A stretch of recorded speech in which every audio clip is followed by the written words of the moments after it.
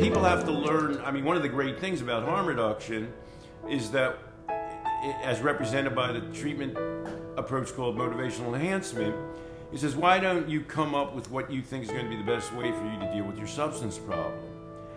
And people don't have a hard time generally getting information about what works best for them. A competent therapist, by which I mean somebody who's not involved in the 12 steps, will say, what's your goal? And if they say, I'd like to moderate my drinking, then you formulate some goals and some standards, and then you get feedback from them, and you say, well, how are you doing? And if you systematically miss your mark, then you say, you know, the feedback seems to be here that this approach isn't working well for you. Shall we reconsider our approach? You don't have to argue with the person.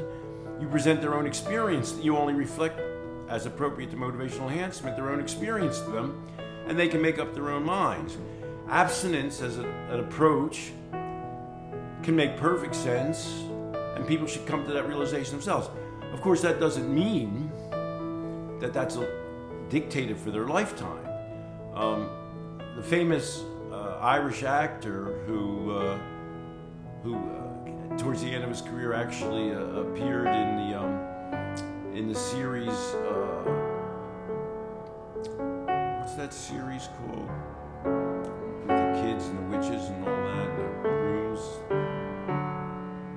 Everybody knows this. What the hell's the matter with you guys?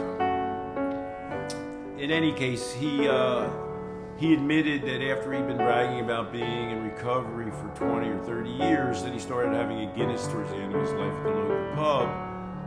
I write about it in my book, Recover, because he said my Irish relatives would be turning over in their graves if they knew I was on this side of the earth and still not having a Guinness. He used to be a horrible cocaine addict, horrible alcoholic, but you know, when you get to be 75, you know, a lot of people slow down considerably.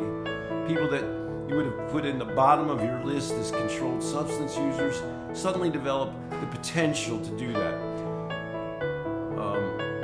I meet at the Y with a man who's 78. He just turned 78. He's, hasn't had a drink in 30 years because he was in AA. And I say to him, do you think if you drank now, you'd run out and become an alcoholic? He's a grandparent and whatever.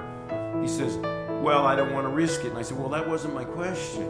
I mean, you have the right not to drink, for God's sake. I'm not going to pour alcohol down your throat. I'm just asking you out of curiosity. Do you think if you had a quarter of a glass of beer now, you'd run out in an alcoholic binge? It's preposterous, I would say. And I think he thinks it's preposterous too. And he doesn't, he can't answer that question because it's hard for anybody, especially after they've been through the AA grind, to say, I don't think so, but I'm still going to abstain, which is, you're allowed to do that if you want.